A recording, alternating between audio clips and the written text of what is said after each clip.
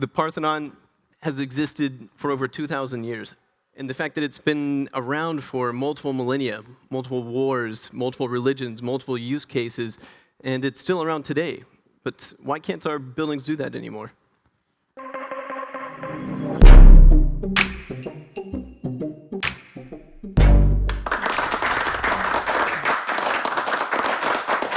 Hello, everyone. Super excited to be here. Thank you, Holcim Foundation, for inviting me.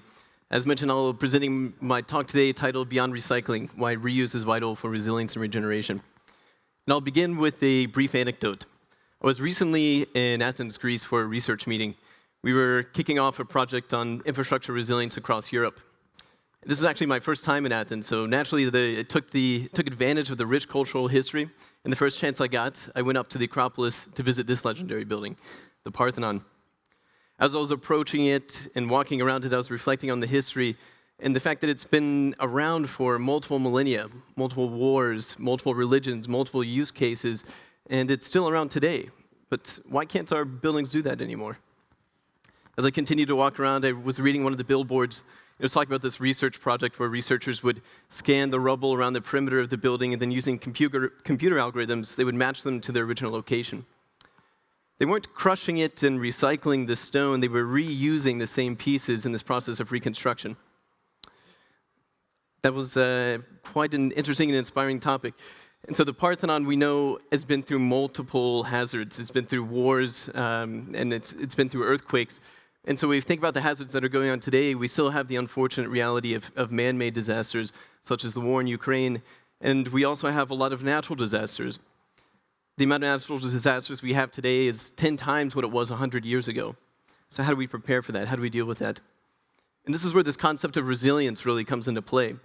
And resilience basically describes how a system can prepare for, absorb, and then recover from a hazard. At the end of this recovery, maybe you're back at your status quo, or best case scenario, you're a little bit better than where you were. And this is the driving idea behind regeneration. Now for me, I grew up a Boy Scout, and we had this phrase that was leave no trace. And the principle behind that is, can you leave a place a bit better than you found it? And this is what's driving regeneration. So can we restore dignity not only to the people and the buildings, but also to the environment and the ecosystem? Now, along with these concerns with sustainability, we're also seeing this move from a linear to a circular economy, which is really important because if you think about it, we exist in an open energy system, right? So we get infinite energy from the sun. We just have to figure out how to use it well. But we're in a closed material system. So we're not getting any new materials in what we already have. So what strategies can we use? Well, I'm sure we're all familiar with the big 3 R's, right? Reduce, reuse, and recycle. But today I really want to distinguish the difference between reusing and recycling. See, for recycling, we can take, for example, these structural steel beams around us. They're likely made from over 90% recycled steel, which is quite an impressive process. But what goes into that? Well, first we have to collect the steel, ship it to the factory, heat it up, melt it down, cast a new beam, ship it back out. It's very energy intensive. It's not necessarily what you'd call a net zero or green process. And this is what's driving the movement behind reuse. So can we reuse something in situ? Can we minimize the amount of reprocessing or transportation that is involved with this process? But what we find with reuse is we need a lot of digital data. We need information. What was it designed for? Was there lead paint for it? And unfortunately, the problems we have in our industry today in construction has to do with a lot with information silos. We haven't really evolved in our productivity. We have the bad incentives for sharing. We don't have the common language sometimes. Yet, nevertheless, I'm hopeful, and what I'm presenting to you today is this idea, can we crowdsource, can we aggregate information on our built environment, and using that, help facilitate reuse and recycling. And with this, what I believe the core foundational level is we need a 3D representation of our communities, of our cities. This can be done by using techniques such as structure from motion or photogrammetry, which basically takes a lot of media, photos and videos, and works on this reconstruction process. We can use existing repositories such as Google Images, social media, or real estate inventory, but this could be supplemented with the everyday citizen as well.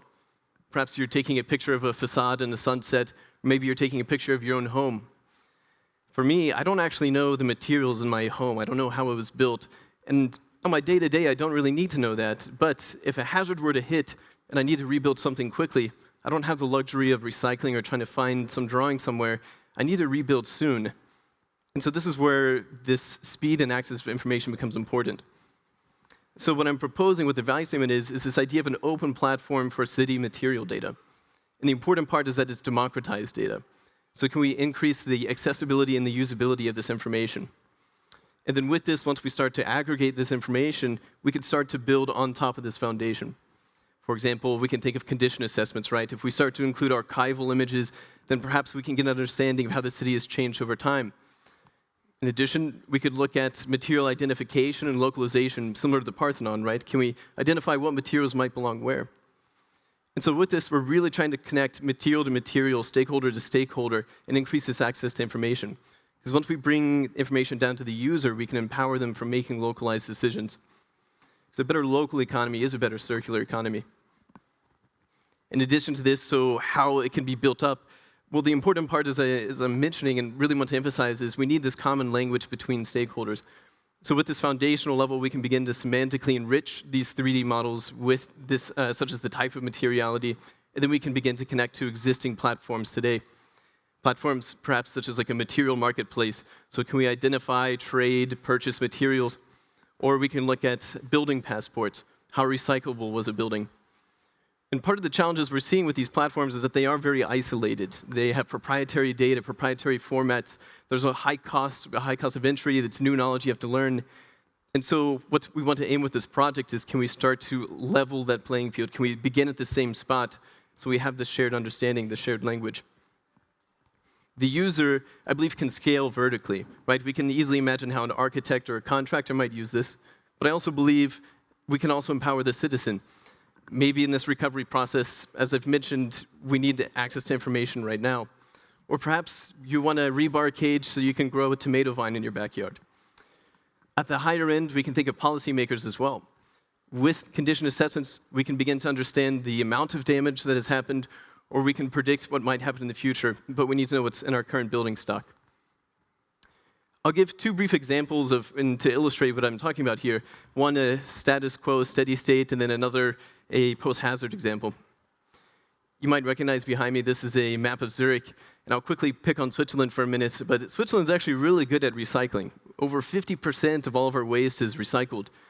But on the other side of this, Switzerland's also one of the highest producers of waste. And why is that? Well, it can partially be attributed to construction and demolition. So what if we begin to separate these and connect these waste streams together, these material flows together? So when we get the status of a city, we understand where a building might be demolished or being deconstructed. We can identify windows, doors, beams. At the same time, where's land being leveled and a building about to be erected?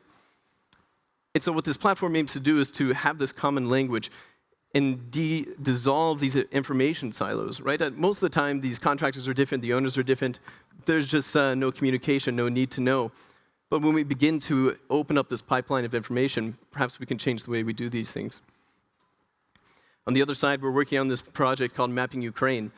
And it's a similar idea where we have a central web platform, and the citizens can upload media, photos, videos.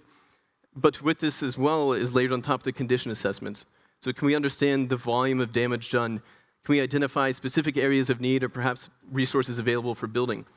And this goes back to this idea where democratizing data and information, can we start looking at bottom-up approaches in this reconstruction process?